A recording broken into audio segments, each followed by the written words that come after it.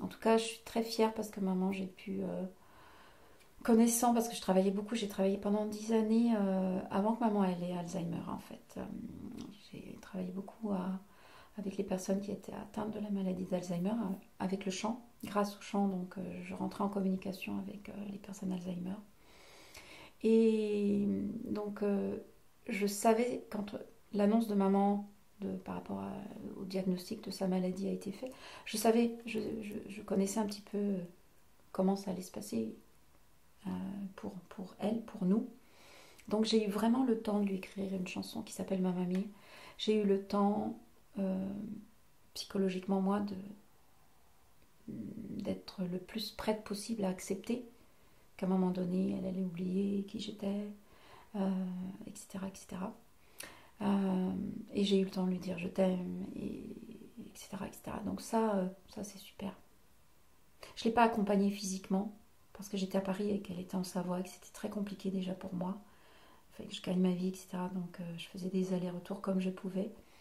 Mais, euh, mais j'ai fait de mon mieux. Parmi tes créations, quelle est ta plus grande fierté?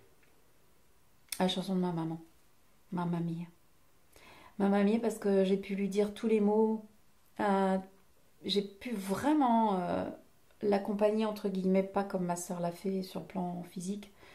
Euh, j'ai eu le temps de lui dire. J'ai eu le temps de lui faire la chanson. J'ai eu le temps de la faire venir sur Paris, de l'enregistrer, de faire une vidéo où on la voit.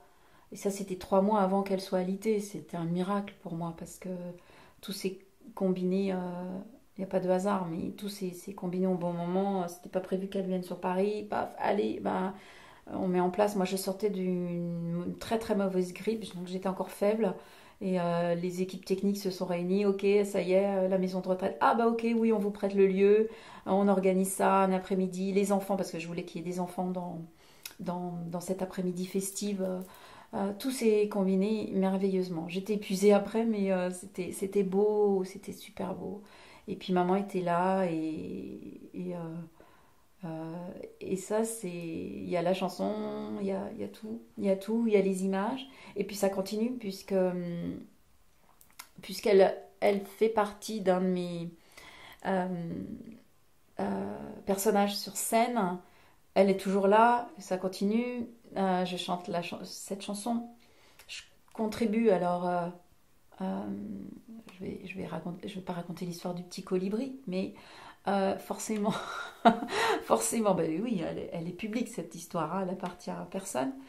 Euh, Forcément, bah, je fais de mon mieux pour participer à ma hauteur, mais quelque part, bah, cette chanson, je l'interprète sur scène, donc mes droits d'auteur sont reversés à l'association.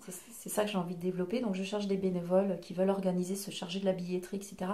Et évidemment, je viens soit faire mon spectacle, soit chanter un petit tour de chant et au profit de l'association France Alzheimer. Et l'association sur Paris, ils le savent que j'ai envie de mettre tout ça en place pour cette cause qui me tient à cœur parce que beaucoup de personnes sont impactées.